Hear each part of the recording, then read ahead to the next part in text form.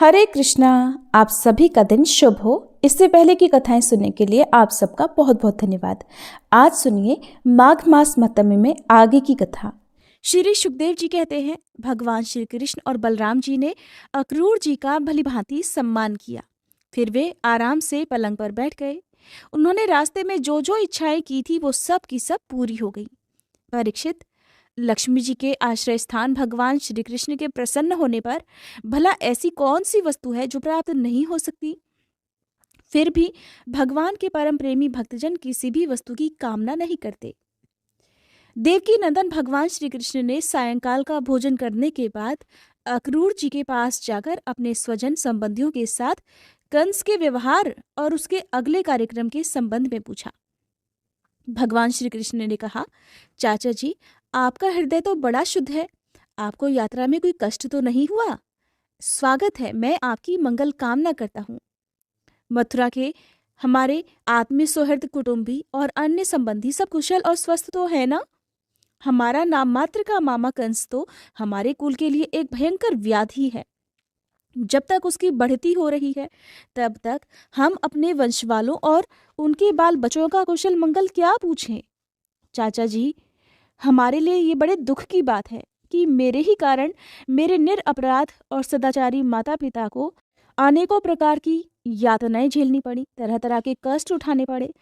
और तो क्या कहूँ, मेरे ही कारण उन्हें हथकड़ी बेड़ी से जकड़ कर जेल में भी डलवा दिया और मेरे ही कारण उनके बच्चे भी मार डाले गए।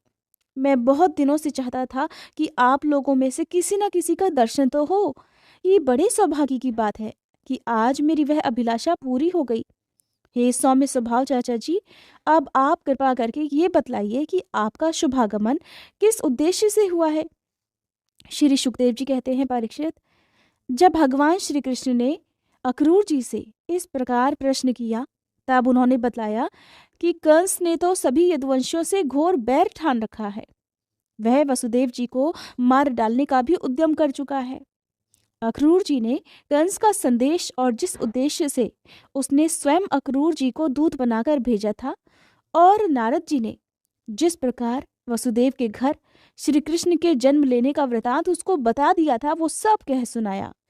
अक्रूर जी की ये बात सुनकर विपक्षी शत्रुओं का दमन करने वाले भगवान श्री कृष्ण और बलराम जी हंसने लगे और इसके बाद उन्होंने अपने पिता नंद जी को कंस की आज्ञा सुना दी।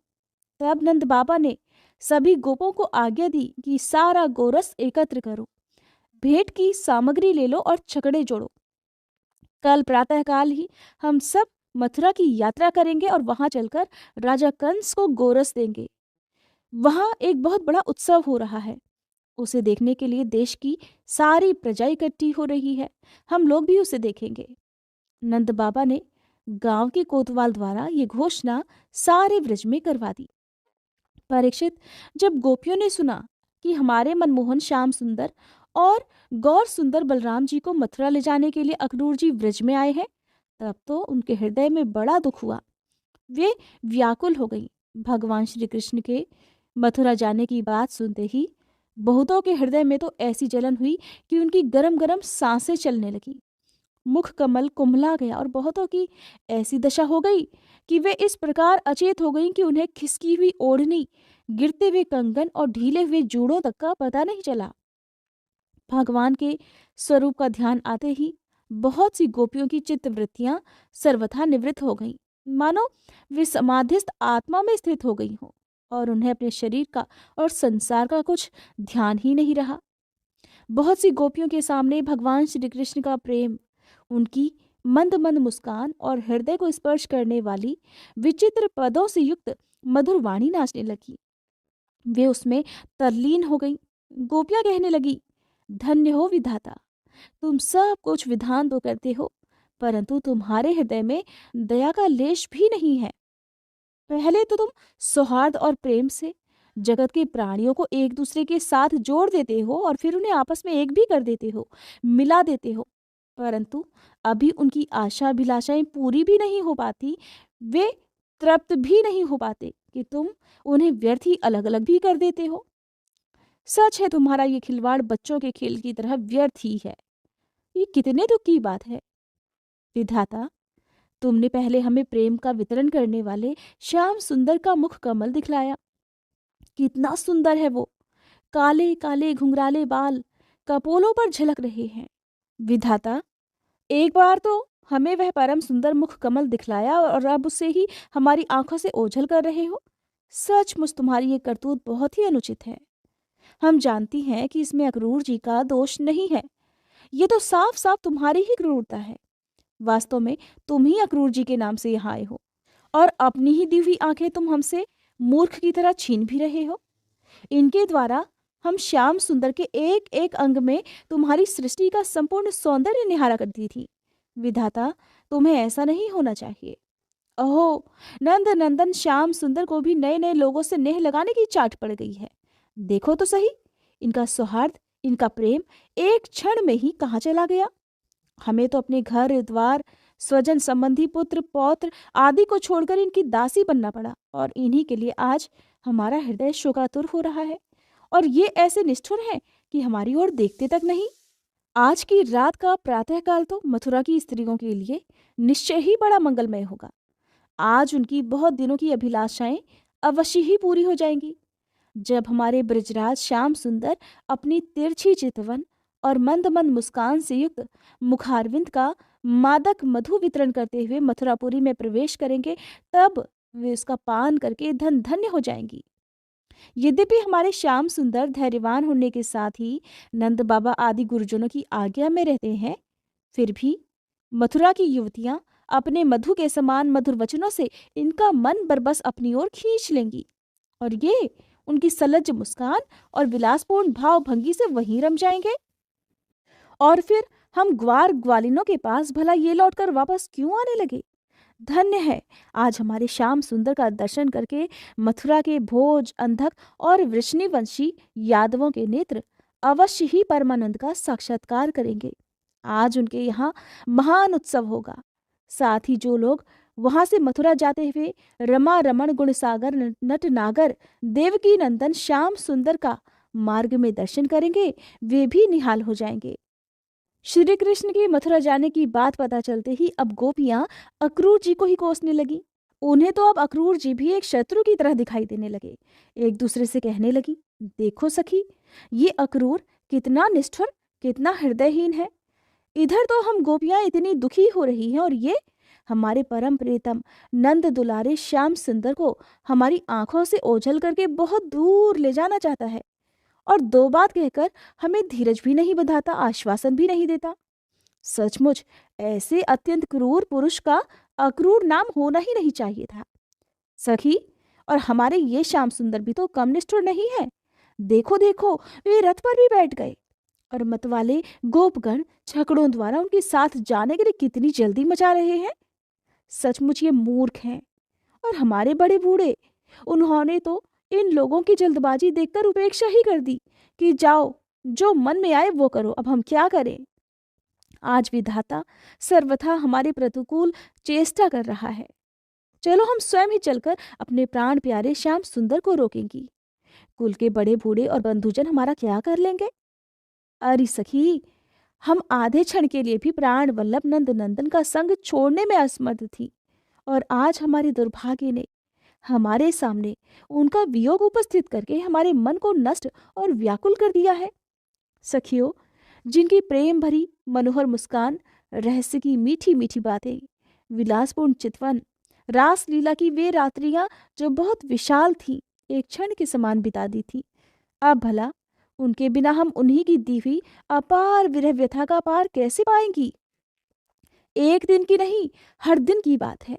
सायंकाल में प्रतिदिन वे ग्वाल बालों से घिरे हुए बलराम जी के साथ वन से गौवें चरा कर लौटते हैं।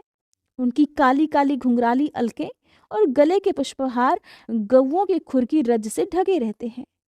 वे बांसुरी बजाते हुए अपनी मंद मंद मुस्कान और तिरछी चितवन से देख देख कर हमारे हृदय को बेध डालते हैं। अब उनके बिना भला हम कैसे जी सकेंगी। श्री सुखदेव जी कहते हैं, परीक्षित, गोपियां वाणी से तो इस प्रकार कह रही थी, परंतु उनका एक एक मनोभाव भगवान श्री कृष्ण का स्पर्श उनका आलिंगन कर रहा था।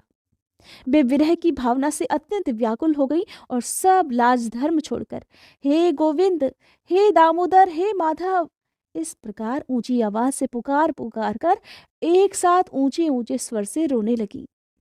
गोपियां इस प्रकार रो रही थी। रोते रोते सारी रात बीत गई, सूर्योदय हो गया। अक्रूर जी संध्या वंदन आदि नित्य कर्मों से निवृत्त होकर रथ पर सवार हुए और उसे हाँक कर ले चले। नंद बाबा आदि गोपों ने भी दूध, दही, मक्खन, घी आदि से भरे मटके और भेंट की बहुत सी सामग्रियां ले ली और वे छकड़ों पर चढ़कर उनके पीछे पीछे चलने लगे। इसी समय अनुराग के रंग में रंगी हुई गोपियां अपने प्राण प्यारे श्री कृष्ण के पास गई और उनकी चितवन, मुस्कान आदि निरख कर कुछ कुछ सुखी हुई। अब वे अपने प्रियतम श्याम सुंदर से कुछ संदेश पाने की आकांक्षा से वहीं खड़ी हो गई कि शायद जाने से पहले हमारे प्रियतम हमसे कुछ कहकर जाए। यदुवंश शिरोमणि भगवान श्री कृष्ण ने देखा कि मेरे मथुरा जाने से गोपियों के हृदय में बड़ी जलन हो रही है, वे संतप्त हो रहे हैं, तब उन्होंने दूत के द्वारा मैं आऊंगा ये प्रेम संदेश भेजकर उन्हें धीरज बंधाया। गोपियों को जब तक रथ की ध्वजा और पहियों से उड़ती हुई धूल दिखती रही, तब तक उनके शरीर चित्रलिखित से स्थिर वहीं के वहीं ज्यों के त्यों खड़े रहे। परंतु उन्होंने अपना मन तो मनमोहन प्राण वल्लभ श्री कृष्ण के साथ ही भेज दिया था। अभी भी उनके मन में आशा थी कि शायद श्री कृष्ण कुछ दूर जाकर उनके लिए वापस लौट आएंगे, परंतु जब नहीं लौटे तब वे निराश हो गई। दुखी मन से, भारी मन से अपने अपने घर चली आईं। परीक्षित, वे रात दिन अपने प्यारे श्याम सुंदर की लीलाओं का गान करती रहती और इस प्रकार अपने दुख को हल्का करती। परीक्षित, इधर भगवान श्री कृष्ण भी बलराम जी और अक्रूर जी के साथ वायु के समान वेग वाले रथ पर सवार होकर पाप नाशिनी यमुना जी के किनारे जा पहुंचे। वहां उन लोगों ने हाथ मुंह धोकर यमुना जी का मरकतमणि के समान नीला और अमृत के समान मीठा जल पिया। इसके बाद बलराम जी के साथ भगवान वृक्षों के झुरमुट में खड़े रथ पर सवार हो गए। अक्रूर जी ने दोनों भाइयों को रथ पर बिठाकर उनसे आज्ञा ली और यमुना जी के कुंड पर आकर वे विधि पूर्वक स्नान करने लगे। उस कुंड में स्नान करने के बाद वे जल में डुबकी लगाकर गायत्री का जप करने लगे। उसी समय जल के भीतर अक्रूर जी ने देखा कि श्री कृष्ण और बलराम दोनों भाई एक साथ ही बैठे हुए हैं। अब उनके मन में ये शंका हुई कि वसुदेव जी के पुत्रों को तो मैं ऊपर रथ पर बिठा कर आया हूँ, अब वे यहाँ जल में कैसे आ गए? जब यहाँ है तो शायद रथ पर नहीं होंगे। ऐसा सोचकर उन्होंने जल से सिर बाहर निकाल कर देखा तो वे तो उस रथ पर पहले की तरह बैठे हुए थे। उन्होंने ये सोचकर कि मैंने उन्हें जो जल में देखा था वो भ्रम ही रहा होगा, फिर से डुबकी लगाई, परंतु फिर उन्होंने वहां भी देखा कि साक्षात अनंत देव श्री शेष जी विराजमान हैं और सिद्धचारण, गंधर्व और असुर अपने अपने सिर झुकाकर उनकी स्तुति कर रहे हैं। भगवान की ये झांकी निरख कर अक्रूर जी का हृदय परमानंद से लबालब भर गया। उन्हें परम भक्ति प्राप्त हो गई। सारा शरीर हर्षावेश से पुलकित हो गया। प्रेम भाव का उद्वेग होने से उनके नेत्र आंसू से भर गए। अब अक्रूर जी ने अपना साहस बटोरकर भगवान के चरणों में सिर रखकर प्रणाम किया और वे उसके बाद हाथ जोड़कर बड़ी सावधानी से धीरे धीरे गदगद स्वर से भगवान की स्तुति करने लगे। श्री सुखदेव जी कहते हैं, परीक्षित, अक्रूर जी जब भगवान की स्तुति कर रहे थे तब उन्हें भगवान श्री कृष्ण ने जल में अपने दिव्य रूप के दर्शन कराए और फिर उसे छुपा लिया, ठीक वैसे ही जैसे कोई नट अभिनय में कोई रूप दिखाकर फिर उसे पर्दे की ओट में छुपा देता है। जब अक्रूर जी ने देखा कि भगवान का वह दिव्य रूप अंतर ध्यान हो गया, तब वे जल से बाहर निकल आए और फिर जल्दी जल्दी सारे आवश्यक कर्म समाप्त करके रथ पर चले गए। उस समय वे बहुत ही विस्मित हो रहे थे। भगवान श्री कृष्ण ने उनसे पूछा, चाचा जी, आपने पृथ्वी, आकाश या जल में कोई अद्भुत वस्तु देखी है क्या? क्योंकि आपकी आकृति देखने से तो ऐसा ही लग रहा है।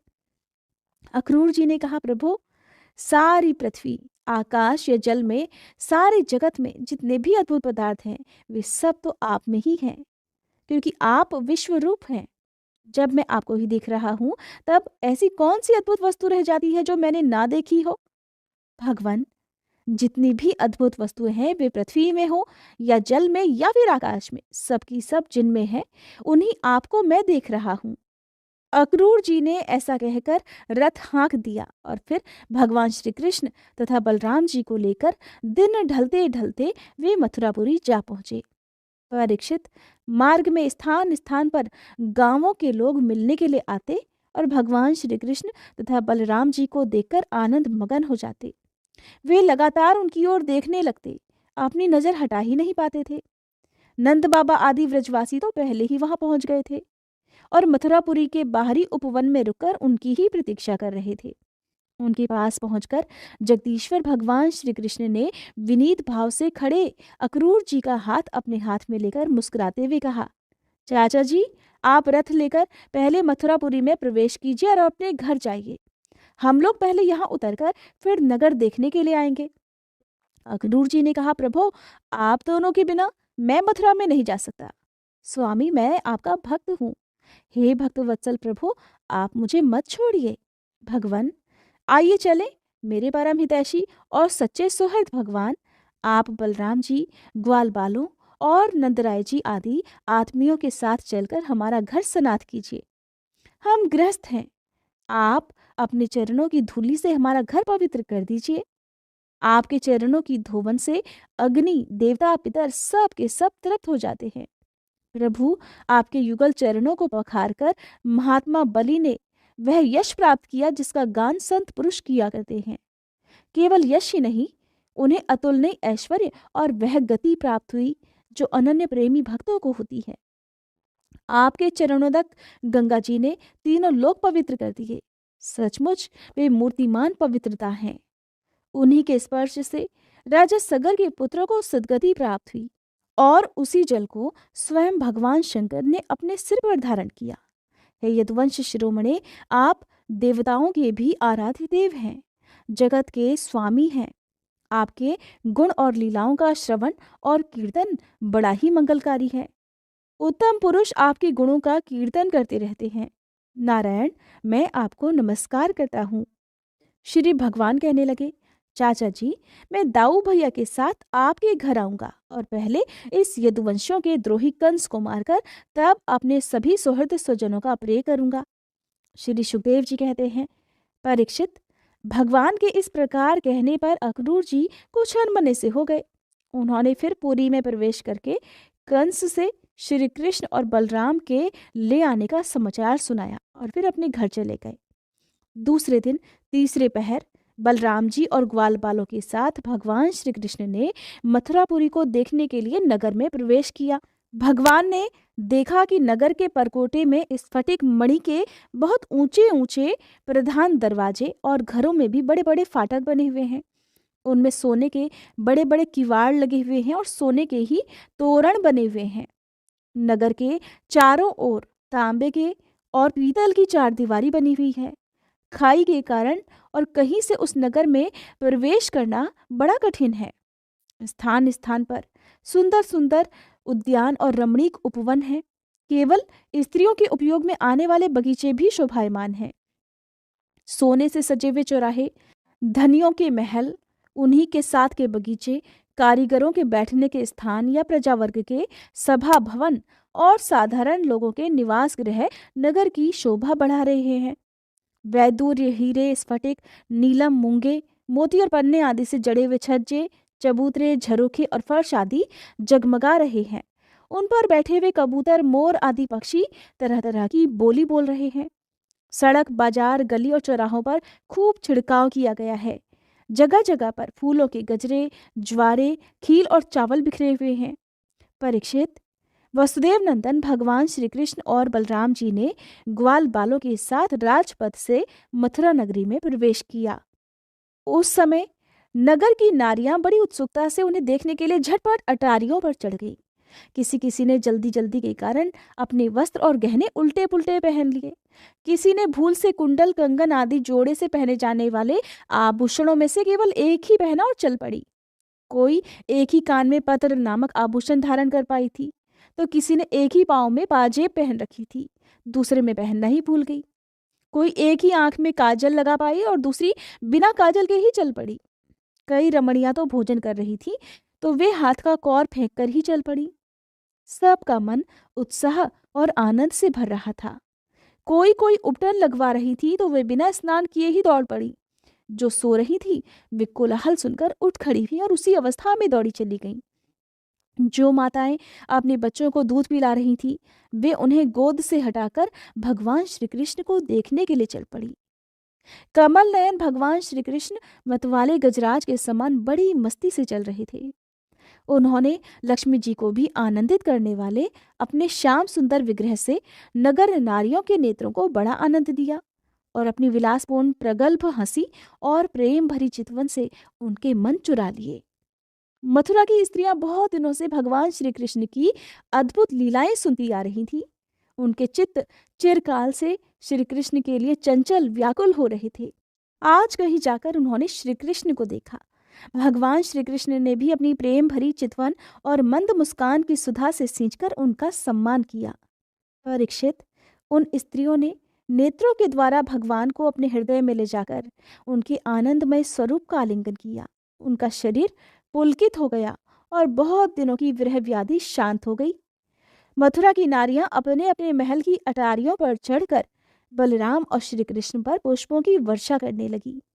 उस समय उन स्त्रियों के मुख कमल प्रेम के आवेग से खिल रहे थे। ब्राह्मण, क्षत्रिय और वैश्यों ने जगह जगह पर दही, अक्षत, जल से भरे पात्र, फूलों के हार, चंदन और भेंट की सामग्रियों से आनंद मगन होकर भगवान श्री कृष्ण और बलराम जी की पूजा की। भगवान को देखकर सभी पुरवासी आपस में कहने लगे कि धन्य है, धन्य है।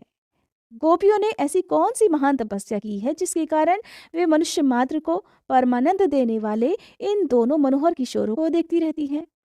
उसी समय भगवान श्री कृष्ण ने देखा कि एक धोबी जो कपड़े रंगने का भी काम करता था उनकी ओर आ रहा है। भगवान श्री कृष्ण ने उससे धुले हुए उत्तम उत्तम कपड़े मांगे। भगवान ने कहा, भाई तुम हमें ऐसे वस्त्र दो जो हमारे शरीर में पूरे पूरे आ जाएं। वास्तव में हम लोग उन्हीं वस्त्रों के अधिकारी हैं। इसमें संदेह नहीं कि अगर तुम हम लोगों को वस्त्र दोगे तो तुम्हारा परम कल्याण होगा। परीक्षित, भगवान सर्वत्र परिपूर्ण है, सब कुछ उन्हीं का है। फिर भी उन्होंने इस प्रकार मांगने की केवल लीला की, परंतु वह मूर्ख राजा कंस का सेवक होने के कारण मतवाला हो रहा था। भगवान की ही वस्तु भगवान को ही देना तो दूर रहा, उसने क्रोध में भरकर आक्षेप करते हुए कहा, तुम लोग रहते हो सदा पहाड़ और जंगलों में, क्या वहां ऐसे ही वस्त्र पहनते हो? तुम लोग बहुत उद्दंड हो गए हो, तभी तो ऐसी बढ़ कर बातें कर रहे हो। अब तुम्हें राजा का धन लूटने की इच्छा हुई है। अरे मूर्खो, जाओ, भाग जाओ। अगर कुछ दिन जीने की इच्छा हो तो फिर इस तरह मत मांगना। राज कर्मचारी तुम्हारे जैसे लोगों को कैद कर डालते हैं, उन्हें मार देते हैं और उनके पास जो कुछ होता है उसे छीन लेते हैं।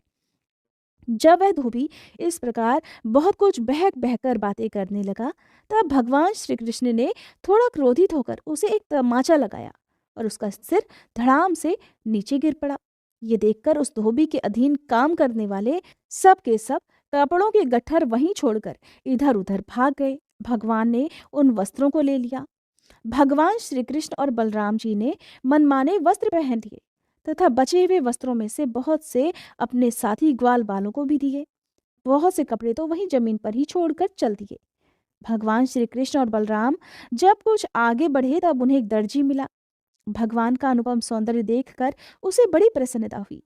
उसने उन रंग बिरंगे सुंदर वस्त्रों को उनके शरीर पर ऐसे ढंग से सजा दिया कि वे सब ठीक ठीक फब गए।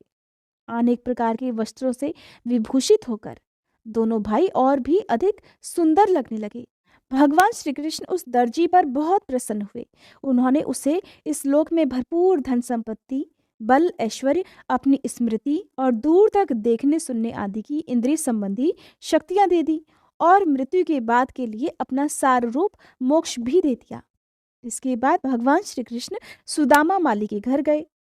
दोनों भाइयों को देखते ही सुदामा उठ खड़ा हुआ और पृथ्वी पर सिर रखकर उन्हें प्रणाम किया। फिर उनको आसन पर बिठाकर उनके पांव पखारे, हाथ धुलाए और फिर ग्वाल बालों के सहित सबकी फूलों के हार, पान, चंदन आदि सामग्रियों से विधि पूर्वक पूजा की। इसके बाद उसने प्रार्थना की कि हे प्रभु, आप दोनों के शुभागमन से हमारा जीवन सफल हो गया, हमारा कुल पवित्र हो गया।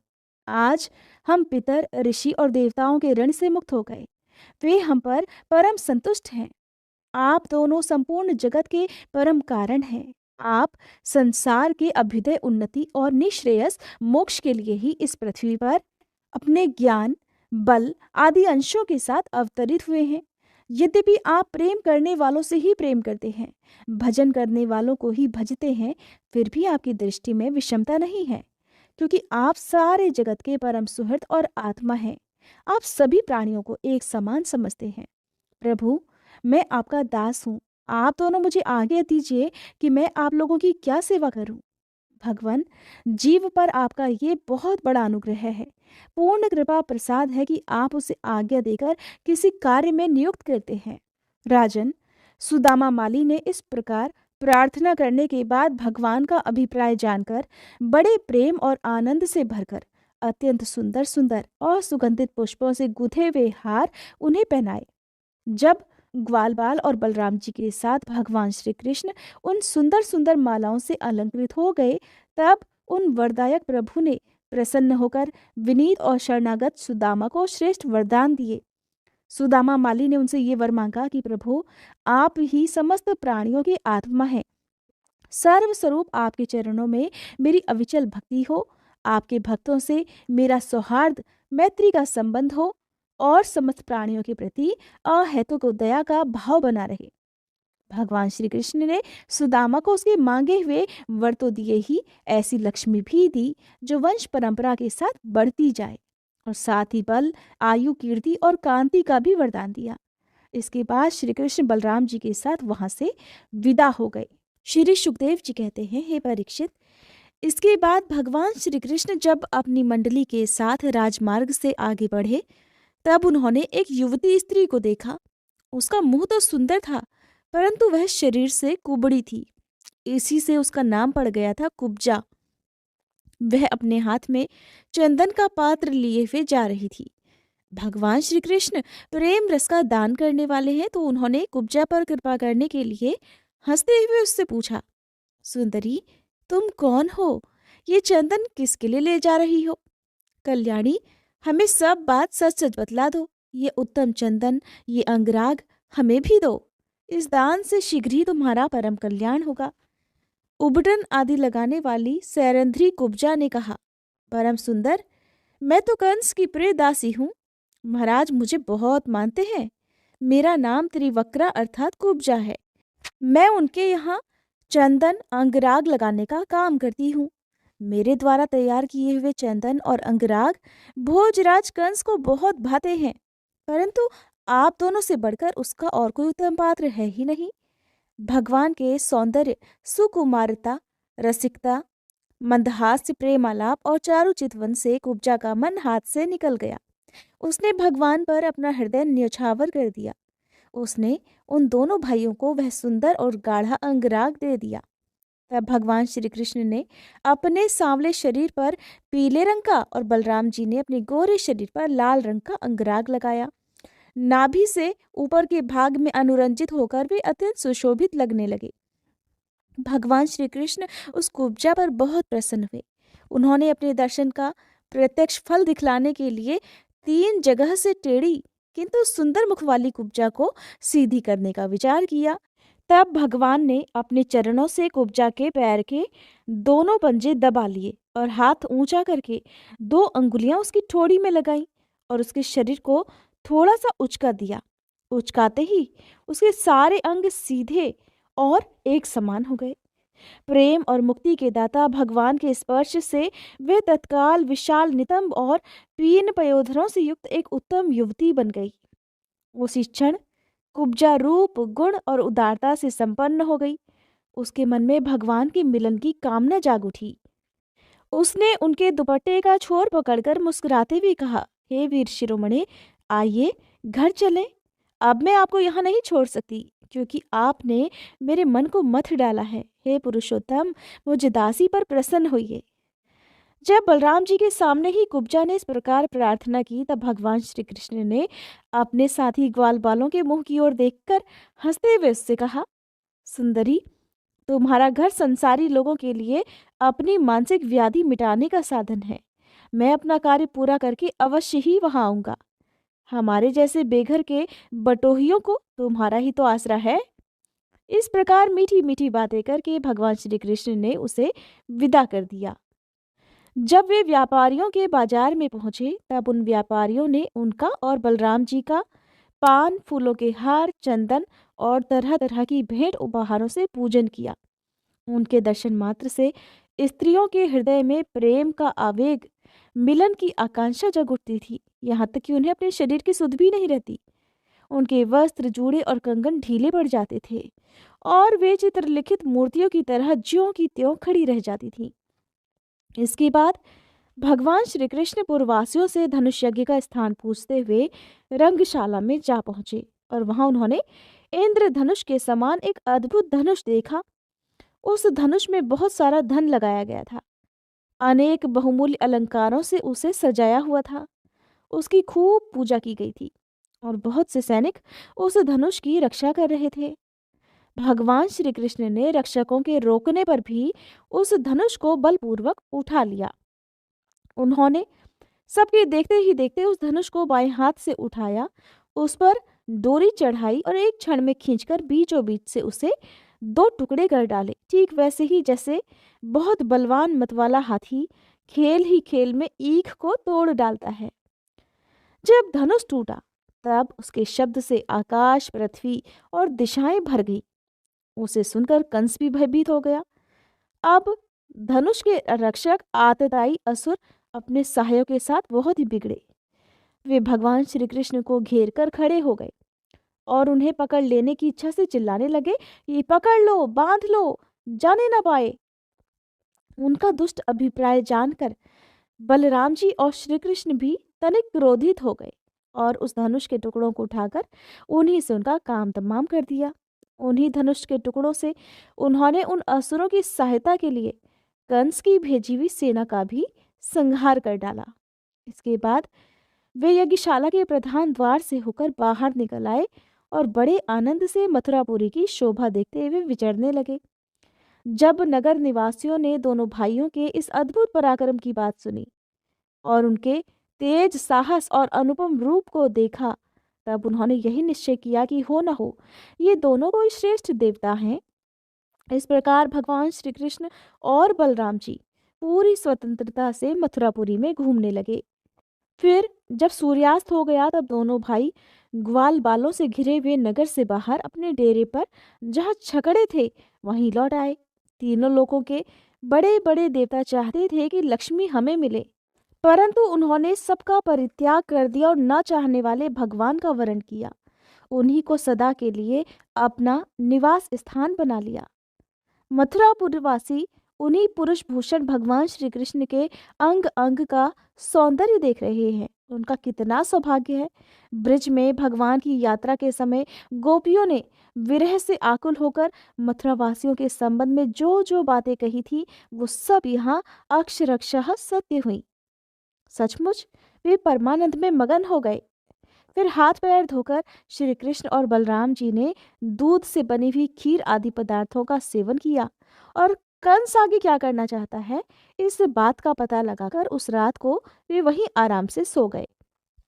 उधर जब कंस ने सुना कि श्री कृष्ण और बलराम ने धनुष तोड़ डाला और रक्षकों तथा उनकी सहायता के लिए भेजी गई सेना का भी संहार कर डाला है, और ये सब उनके लिए केवल एक खिलवाड़ ही था, इसके लिए तो उन्हें कोई भी कठिन मेहनत या कोई कठिनाई उठानी ही नहीं पड़ी, तब वह बहुत डर गया।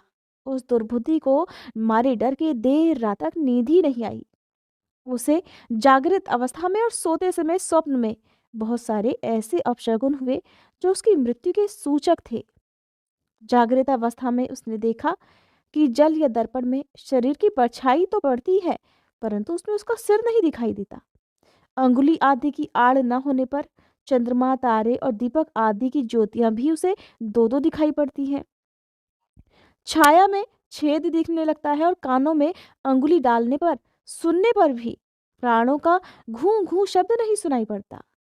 वृक्ष सुनहले दिखते हैं और बालू या कीचड़ में अपने पैरों के चिन्ह नहीं दिख पाते।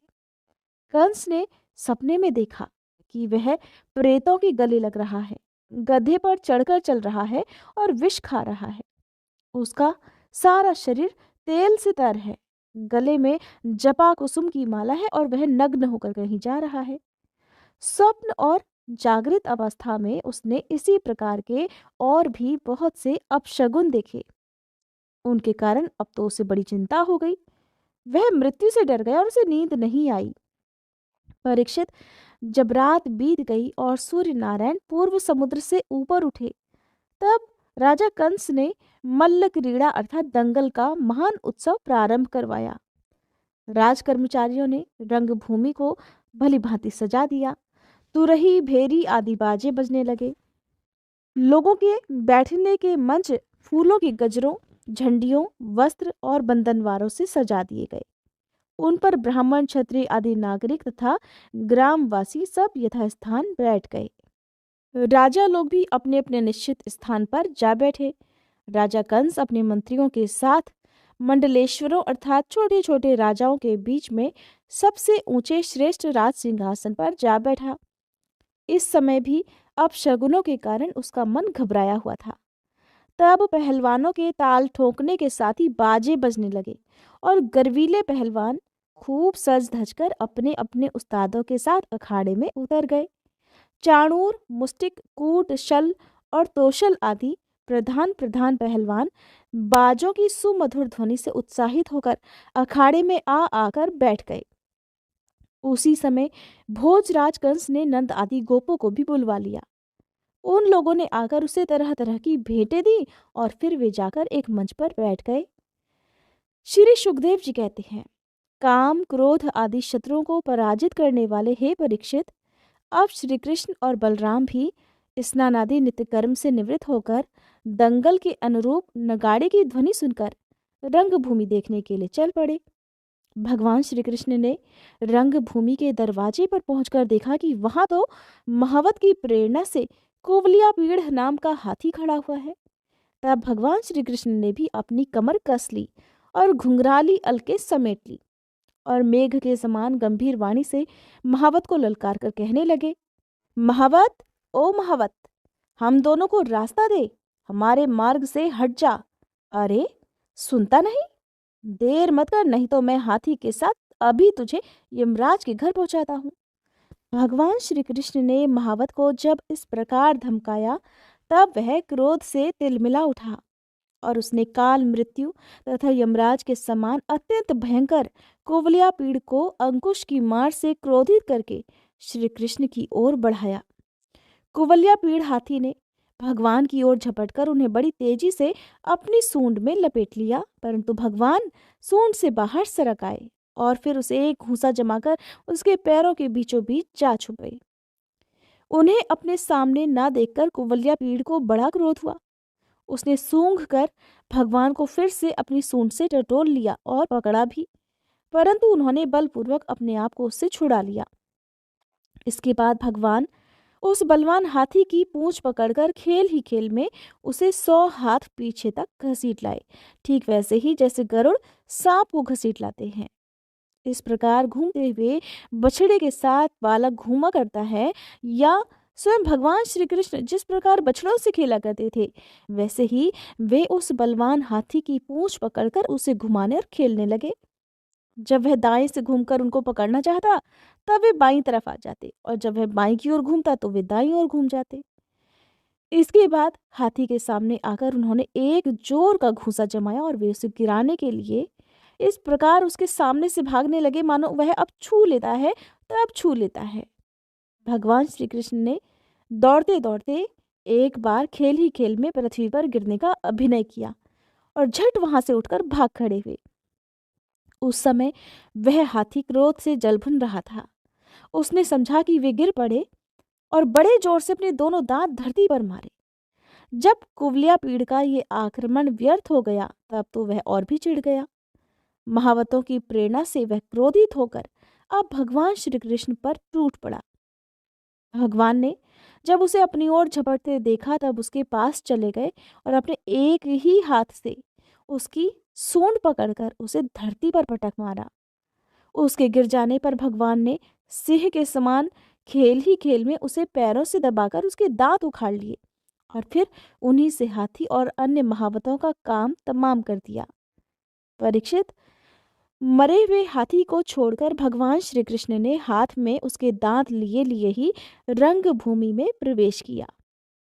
उस समय उनकी शोभा देखने लायक थी। उनके कंधे पर हाथी का दांत रखा हुआ था।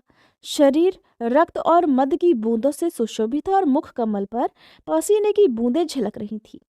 परीक्षित, भगवान श्री कृष्ण और बलराम दोनों के ही हाथों में कुवलिया पीड़ के बड़े बड़े दांत शस्त्र के रूप में सुशोभित हो रहे थे और कुछ ग्वाल बाल भी उनके साथ साथ चल रहे थे। इस प्रकार उन्होंने रंगभूमि में प्रवेश किया। जिस समय भगवान बलराम जी के साथ रंगभूमि में पधारे, उस समय वे पहलवानों को वज्र कठोर शरीर, साधारण मनुष्यों को नररत्न, स्त्रियों को मूर्तिमान कामदेव, गोपों को स्वजन, दुष्ट राजाओं को दंड देने वाले शासक, माता पिता के समान बड़े बूढ़ों को शिशु, कंस को मृत्यु, अज्ञानियों को विराट, योगियों को परम तत्व और भक्त शिरोमणि वृष्णि वंशियों को अपने इष्ट देव जान पड़े। सब ने अपने अपने भाव के अनुरूप क्रमशः रौद्र, अद्भुत, श्रृंगार, हास्य, वीर, वात्सल्य, भयानक, विभत्स, शांत और प्रेम भक्ति रस का अनुभव किया। राजन, वैसे कंस बड़ा धीर वीर था, फिर भी जब उसने देखा कि इन दोनों ने कुवल्या पीड़ को मार डाला, तब उसकी समझ में ये बात आई कि इनको जीतना तो बहुत कठिन है। उस समय वह बहुत घबरा गया। श्री कृष्ण और बलराम की बाहें बड़ी बड़ी लंबी थीं। पुष्पों के हार, वस्त्र और आभूषण आदि से उनका वेश विचित्र हो रहा था। ऐसा जान पड़ता था मानो उत्तम वेश धारण करके दो नट अभिनय करने के लिए आए हों, जिनके नेत्र एक बार उन पर पड़ जाते बस लग ही जाते। यही नहीं, वे अपनी कांति से उसका मन भी चुरा लेते। इस प्रकार दोनों रंगभूमि में शोभायमान हुए। परीक्षित, मंचों पर जितने लोग बैठे थे वे मथुरा के नागरिक और राष्ट्र के जन समुदाय पुरुषोत्तम भगवान श्री कृष्ण और बलराम जी को देखकर इतने प्रसन्न हुए कि उनके नेत्र और मुख कमल खिल गए, उत्कंठा से भर गए। वे भरे हुए नेत्रों के द्वारा उनकी मुख माधुरी का पान करते करते तृप्त ही नहीं होते थे, मानो वे उन्हें नेत्रों से पी रहे हों, जिह्वा से चाट रहे हों, नासिका से सूंघ रहे हों और भुजाओं से पकड़कर अपने हृदय से लगा रहे हों। फिर वे सभी आपस में उनकी लीलाओं की चर्चा करने लगे। जिस समय दर्शकों में ये चर्चा हो रही थी और अखाड़ों में तुरही आदि बाजे बज रहे थे, उसी समय चाणूर ने भगवान श्री कृष्ण और बलराम जी को संबोधित करके ये बात कही। नंद नंदन श्री कृष्ण और बलराम जी, तुम दोनों वीरों के आदरणीय हो। हमारे महाराज ने ये सुनकर कि तुम लोग कुश्ती लड़ने में बड़े निपुण हो, तुम्हारा कौशल देखने के लिए ही तुम्हें यहाँ बुलवाया है। देखो भाई, जो प्रजा मन, वचन और कर्म से राजा का प्रिय कार्य करती है उसका भला होता है, और जो राजा की इच्छा के विपरीत काम करता है उसे हानि ही उठानी पड़ती है। ये सभी जानते हैं कि गाय और बछड़े चराने वाले ग्वाले प्रतिदिन आनंद से जंगलों में कुश्ती लड़ लड़कर खेलते रहते हैं और गाय चराते रहते हैं। इसलिए आओ, हम और तुम मिलकर महाराजा को प्रसन्न करने के लिए कुश्ती लड़ें। ऐसा करने से हम पर सभी प्राणी प्रसन्न होंगे, क्योंकि राजा सारी प्रजा का प्रतीक है। परीक्षित, भगवान श्री कृष्ण तो चाहते ही थे कि इनसे दो दो हाथ करें, इसलिए उन्होंने चाणूर की बात सुनकर उसका अनुमोदन किया और देश काल के अनुसार ये बात कही। चाणूर, हम भी इन भोजराज कंस की वनवासी प्रजा हैं। हमें इनको प्रसन्न करने का प्रयास तो अवश्य ही करना चाहिए, इसी में हमारा कल्याण भी है। किंतु चाणूर, हम लोग तो अभी बालक हैं, इसलिए हम अपने समान बल वाले बालकों के साथ ही कुश्ती लड़ने का खेल करेंगे। कुश्ती समान बलवानों के साथ ही होनी चाहिए, जिससे देखने वाले सभासदों को अन्याय के समर्थक होने का पाप भी न लगे। सुनकर चाणूर कहने लगा, आजी, तुम और बलराम न बालक हो और न तो किशोर, तुम दोनों बलवान में श्रेष्ठ हो। तुमने तो अभी अभी 1000 हाथियों का बल रखने वाले कुवल्या पीड़ को खेल ही खेल में मार डाला है। इसलिए तुम दोनों को हम जैसे बलवानों के साथ ही लड़ना चाहिए। इसमें अन्याय की तो कोई बात ही नहीं है। इसलिए श्री कृष्ण, तुम मुझ पर अपना जोर आजमाओ और बलराम के साथ मुष्टिक लड़ेगा। श्री सुखदेव जी कहते हैं, हे परीक्षित, भगवान श्री कृष्ण ने चाणूर आदि के वध का निश्चित संकल्प कर लिया। जोड़बद्ध दिए जाने पर श्री कृष्ण चाणूर से और बलराम जी मुष्टिक से जा भिड़े। वे लोग एक दूसरे को जीत लेने की इच्छा से हाथ बांधकर और पैरों में पैर अड़ाकर बलपूर्वक अपनी ओर खींचने लगे। वे पंजों से पंजे, घुटनों से घुटने, माथे से माथा और छाती से छाती भिड़ाकर एक दूसरे पर चोट करने लगे। इस प्रकार दांव पेच करते करते अपने अपने जोड़ीदार को पकड़कर इधर उधर घुमाते, दूर ढकेल देते, जोर से जकड़ लेते, लिपट जाते, उठाकर पटक देते, छूटकर निकल भागते और कभी छोड़कर पीछे हट जाते थे। इस प्रकार एक दूसरे को रोकते, प्रहार करते और अपने जोड़ीदार को पछाड़ देने का प्रयास करते। कभी कोई नीचे गिर जाता तो दूसरा उसे घुटनों और पैरों में दबाकर उठा लेता, हाथों से पकड़कर ऊपर ले जाता। परीक्षित, इस दंगल को देखने के लिए नगर की बहुत सी महिलाएं भी आई हुई थी। जब उन्होंने देखा कि बड़े बड़े पहलवानों के साथ ये छोटे छोटे बलहीन बालक लड़ाए जा रहे हैं, तब वे अलग अलग टोलियां बनाकर करुणावश आपस में बातचीत करने लगी। यहाँ राजा कंस के सभासद बड़ा अन्याय और अधर्म कर रहे हैं। कितने दुख की बात है कि राजा के सामने ही ये बली पहलवानों और निर्बल बालकों के युद्ध का अनुमोदन करते हैं। बहन देखो, इन पहलवानों का एक एक अंग वज्र के समान कठोर है। ये देखने में बड़े भारी पर्वत से मालूम होते हैं, परंतु श्री कृष्ण और बलराम तो अभी जवान भी नहीं हुए हैं। इनकी तो किशोर अवस्था है। इनका एक एक अंग अत्यंत सुकुमार है। कहाँ ये और कहाँ वे पहलवान? कितने लोग यहाँ पर इकट्ठे हुए हैं, देख रहे हैं। उन्हें तो धर्मोल्लंघन का पाप अवश्य ही लगेगा। सखी, अब हमें भी यहाँ से चल देना चाहिए। जहाँ अधर्म की प्रधानता हो वहाँ कभी नहीं रहना चाहिए, यही शास्त्र का नियम है। देखो, शास्त्र कहता है कि बुद्धिमान पुरुष को सभासदों के दोषों को जानते हुए उस सभा में जाना भी ठीक नहीं है, क्योंकि वहां जाकर उन अवगुणों को कहना, मौन रह जाना अथवा मैं नहीं जानता ऐसा कह देना, ये तीनों ही बातें मनुष्य को दोषभागी बनाती हैं। देखो देखो, श्री कृष्ण शत्रु के चारों ओर पैतरा बदल रहे हैं। उनके मुख पर पसीने की बूंद ठीक वैसे ही शोभा दे रही हैं जैसे कमल कोश पर जल की बूंदें। सखियों, क्या तुम नहीं देख रही हो कि बलराम जी का मुख मुष्टिक के प्रति क्रोध के कारण कुछ कुछ लाल नेत्रों से युक्त हो रहा है? फिर भी हास्य का अनिरुद्ध आवेग कितना सुंदर लग रहा है। हे भरतवंश शिरोमणि, जिस समय पूर्वासिनी स्त्रियां इस प्रकार बातें कर रही थीं, उसी समय योगेश्वर भगवान श्री कृष्ण ने मन ही मन शत्रु को मार डालने का निश्चय किया। स्त्रियों की ये भयपूर्ण बातें माता पिता देवकी वसुदेव भी सुन रहे थे। वे पुत्र स्नेहवश शोक से विह्वल हो गए। उनके हृदय में बड़ी जलन, बड़ी पीड़ा होने लगी, क्योंकि वे अपने पुत्रों के बल वीर्य को नहीं जानते थे। भगवान श्री कृष्ण और उनसे भिड़ने वाला चाणूर दोनों ही अलग अलग प्रकार के दांव पेच का प्रयोग करते हुए एक दूसरे से जिस प्रकार लड़ रहे थे, वैसे ही बलराम जी और मुष्टिक भी एक दूसरे से भिड़े हुए थे। भगवान के अंग प्रत्यंग वज्र से भी कठोर हो रहे थे। उनकी रगड़ से चाणूर की रग रग ढीली पड़ गई। बार बार उसे ऐसा लग रहा था मानो उसके शरीर के सारे बंधन टूट रहे हैं। उसे बड़ी म्लानी, बड़ी व्यथा हुई।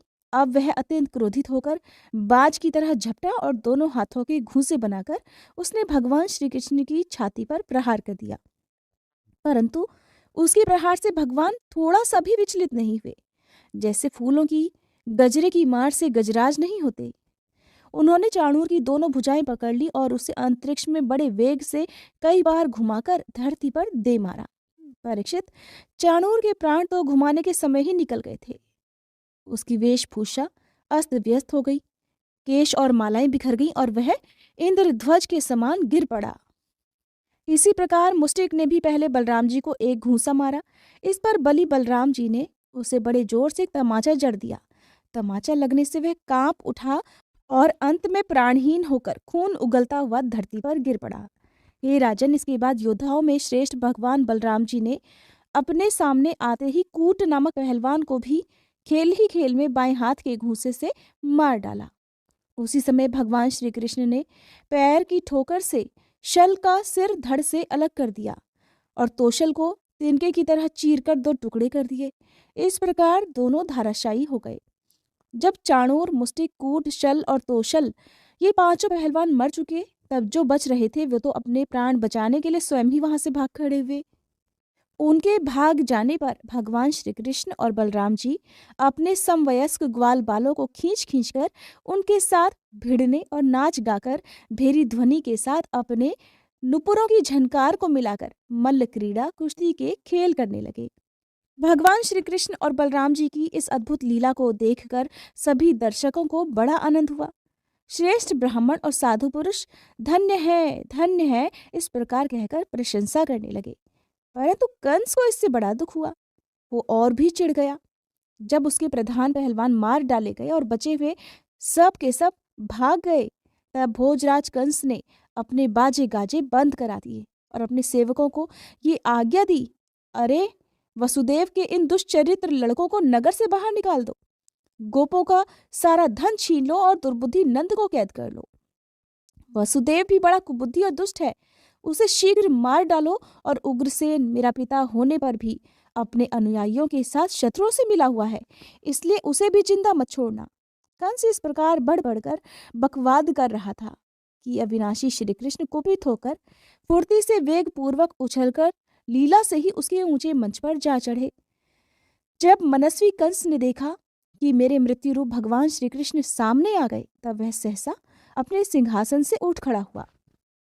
हाथ में ढाल और तलवार उठा ली। हाथ में तलवार लेकर वह चोट करने का अवसर ढूंढता हुआ पैंतरा बदलने लगा। आकाश में उड़ते हुए बाज की तरह वो कभी दाईं ओर जाता तो कभी बाईं ओर। परंतु भगवान का प्रचंड तेज अत्यंत दुस्सह है। जैसे गरुड़ सांप को पकड़ लेते हैं, वैसे ही भगवान ने भी उसे बलपूर्वक पकड़ लिया। इसी समय कंस का मुकुट गिर गया और भगवान ने उसके केश पकड़कर उसे भी उस ऊंचे मंच से रंगभूमि में गिरा दिया।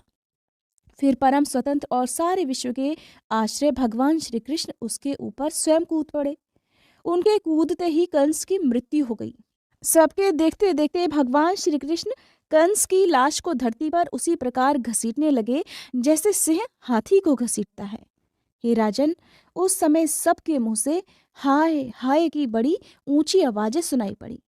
कंस नित्य निरंतर बड़ी ही घबराहट के साथ श्री कृष्ण का ही चिंतन करता रहता था। वो खाते पीते, सोते, चलते, बोलते और सांस लेते सब समय अपने सामने चक्र हाथ में लिए भगवान श्री कृष्ण को ही देखता रहता था। इस नित्य चिंतन के फलस्वरूप वह चाहे द्वेष भाव से ही क्यों न किया गया हो, उसे भगवान के उसी रूप की प्राप्ति हुई। सारूप्य मुक्ति हुई, जिसकी प्राप्ति बड़े बड़े तपस्वी योगियों के लिए भी कठिन है। कंस के कंक और न्याय ग्रोध आदि 8 छोटे छोटे भाई थे। वे अपने बड़े भाई का बदला लेने के लिए क्रोध से आग बबूले होकर भगवान श्री कृष्ण और बलराम जी की ओर दौड़े। जब भगवान बलराम जी ने देखा कि वे बड़ी तेजी से युद्ध करने के लिए तैयार होकर दौड़े आ रहे हैं, तब उन्होंने परिघ उठाकर उन्हें वैसे ही मार डाला जैसे शेर पशुओं को मार डालता है। उस समय आकाश में दुंदुभियां बजने लगीं। भगवान के विभूति स्वरूप ब्रह्मा, शंकर आदि देवता बड़े आनंद से पुष्पों की वर्षा करते हुए उनकी स्तुति करने लगे। अप्सराएं नाचने लगीं। हे महाराज, कंस और उसके भाइयों की स्त्रियां अपने आत्मीय स्वजनों की मृत्यु से अत्यंत दुखी हुईं। वे अपने सिर पीटती हुई आंखों में आंसू भरकर वहां आईं। वीर शैया पर सोए हुए अपनी पत्नियों से लिपटकर वे शोकग्रस्त हो गई और बार बार आंसू बहाती हुई ऊंचे स्वर से विलाप करने लगी। श्री सुखदेव जी कहते हैं, परीक्षित, भगवान श्री कृष्ण ही सारे संसार के जीवन दाता हैं। उन्होंने रानियों को ढांढस बताया, सांत्वना दी, फिर लोक रीति के अनुसार मरने वाले का जैसा क्रियाक्रम होता है वो सब करवाया। उसके बाद भगवान श्री कृष्ण और बलराम जी ने जेल में जाकर अपने माता पिता को बंधन से छुड़ाया और सिर से स्पर्श करके उनके चरणों की वंदना की। किंतु अपने पुत्रों के प्रणाम करने पर भी देवकी और वसुदेव ने उन्हें जगदीश्वर समझकर अपने हृदय से नहीं लगाया। उन्हें शंका हो गई कि हम जगदीश्वर को पुत्र कैसे समझे। श्री सुखदेव जी कहते हैं, परीक्षित, भगवान श्री कृष्ण ने देखा कि माता पिता को मेरे ऐश्वर्य का, मेरे भगवत भाव का ज्ञान हो गया है, परंतु उन्हें ऐसा ज्ञान होना ठीक नहीं है। इससे तो ये पुत्र स्नेह का सुख नहीं पा पाएंगे। ऐसा सोचकर उन पर वह अपनी योग माया उन्होंने फैला दी, जो उनके स्वजनों को मुग्ध कर रखकर उनकी लीला में सहायक हो जाती है। यदुवंश शिरोमणि भगवान श्री कृष्ण बड़े भाई बलराम जी के साथ अपने माता पिता के पास जाकर आदर पूर्वक और विनय से झुककर बोले, माताजी, पिताजी। इन शब्दों से उन्हें प्रसन्न करते हुए कहने लगे कि पिताजी, माताजी, हम आपके पुत्र हैं और आप हमारे लिए सर्वदा उत्कंठित रहे हैं।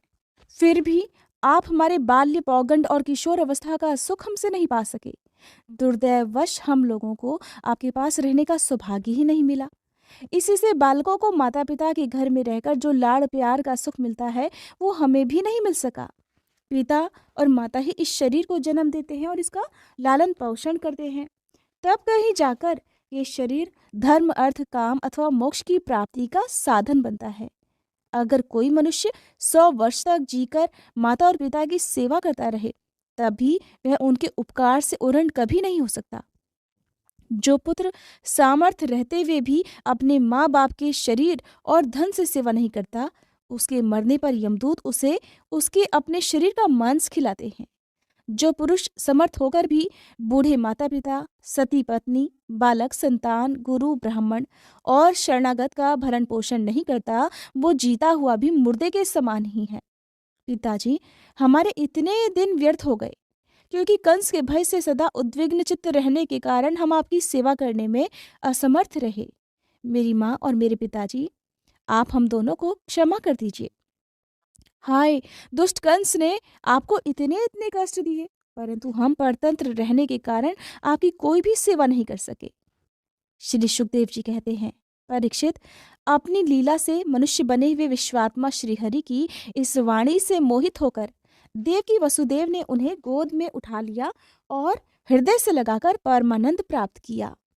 राजन, वे स्नेह पाश से बंधकर पूर्णतः मोहित हो गए और आंसुओं की धारा से उनका अभिषेक करने लगे। यहाँ तक कि आंसुओं के कारण गला रुंध जाने से वे कुछ भी बोल नहीं सके। देवकी नंदन भगवान श्री कृष्ण ने इस प्रकार अपने माता पिता को सांत्वना देकर अपने नाना उग्रसेन को यदुवंशियों का राजा बना दिया।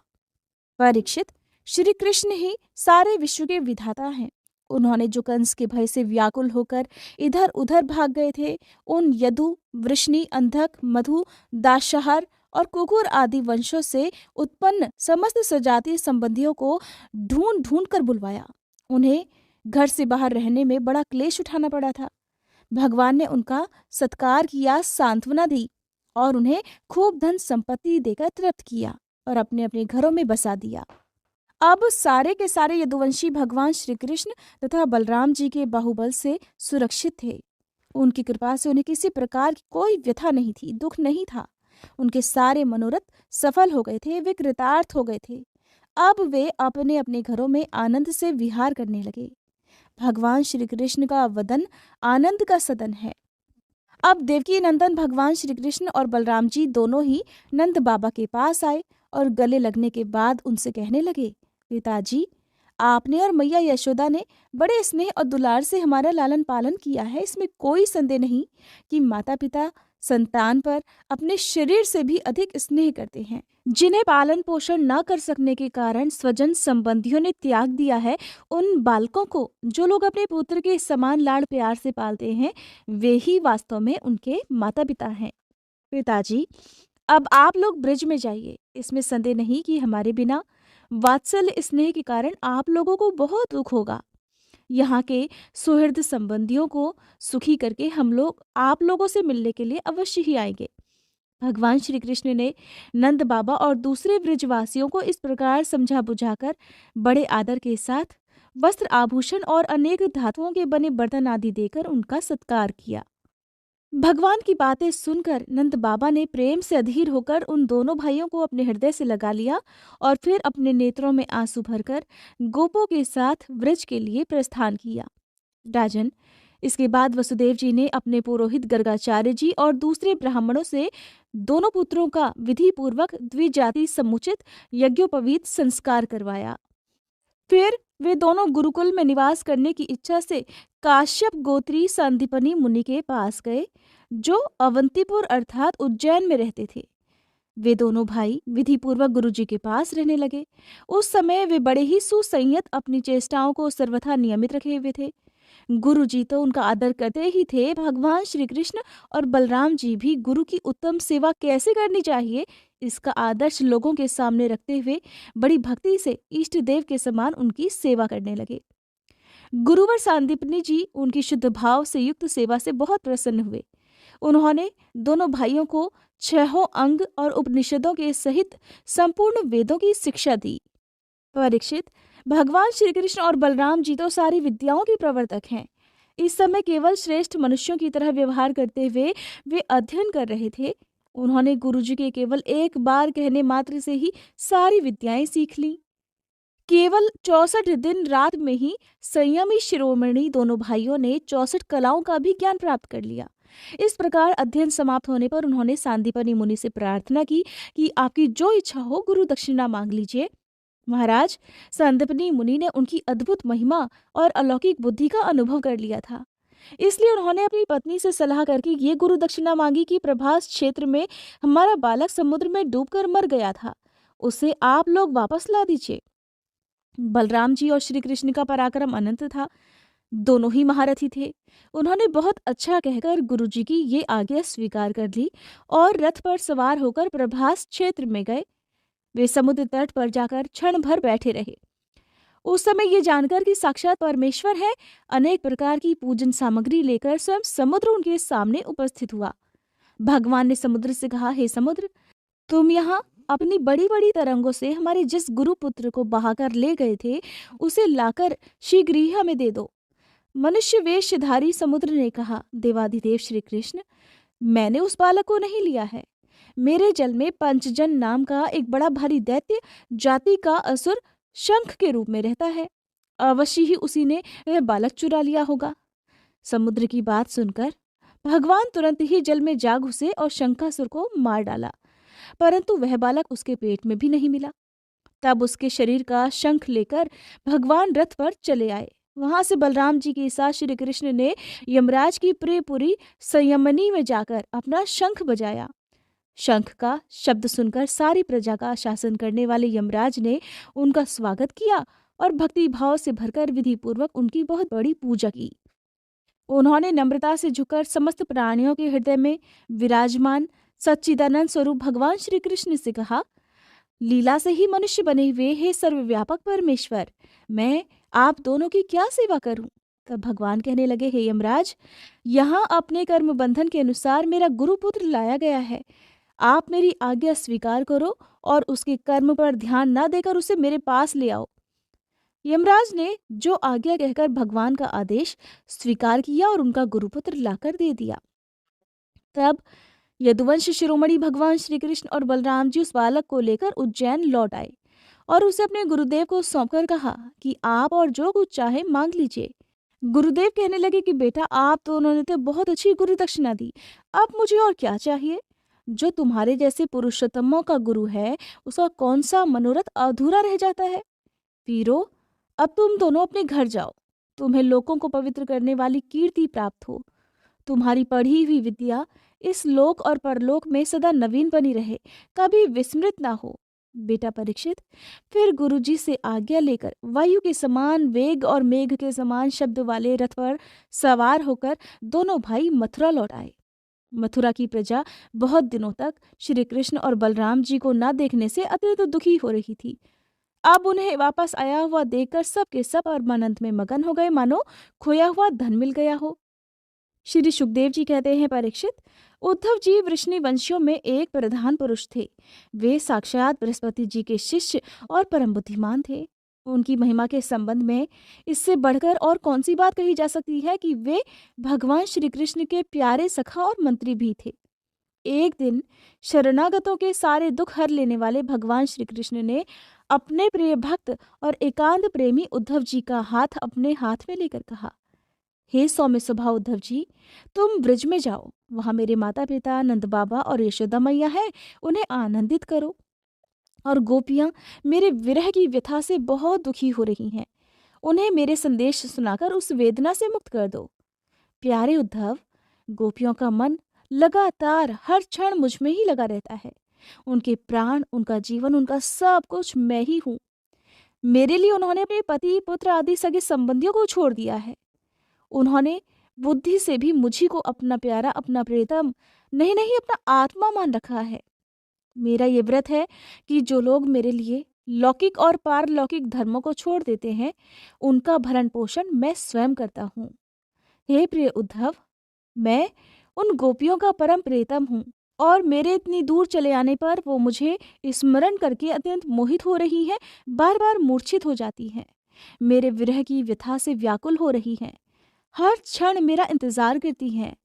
मेरी गोपियाँ, मेरी प्रेयसियाँ इस समय बड़े ही कष्ट और यत्न से अपने प्राणों को किसी प्रकार रख रही हैं। मैंने उनसे कहा था कि मैं आऊँगा, वही उनके जीवन का आधार है। उद्धव, और तो क्या कहूँ, मैं ही उनकी आत्मा हूँ और वे नित्य निरंतर मुझ में ही लीन रहती हैं। श्री सुखदेव जी कहते हैं, परीक्षित, जब भगवान श्री कृष्ण ने ये बात कही तब उद्धव जी बड़े आदर से अपने स्वामी का संदेश लेकर रथ पर सवार हुए और नंदगांव के लिए चल पड़े। परम सुंदर उद्धव जी सूर्यास्त के समय नंद बाबा के व्रज में पहुंचे। उस समय जंगल से गौवें लौट रही थी। उनके खुरों के आघात से इतनी धूल उड़ रही थी कि उनका रथ तक ढक गया था। ब्रजभूमि में ऋतुमती गौओं के लिए मतवाले सांड आपस में लड़ रहे थे। उनकी गर्जना से सारा व्रज गूंज रहा था। सफेद रंग के बछड़े इधर उधर उछल कूद मचाते हुए बहुत ही भले मालूम होते थे। गाय दुहने की घर घर की ध्वनि से और बांसुरियों की मधुर टेर से अब भी ब्रज की अपूर्व शोभा हो रही थी।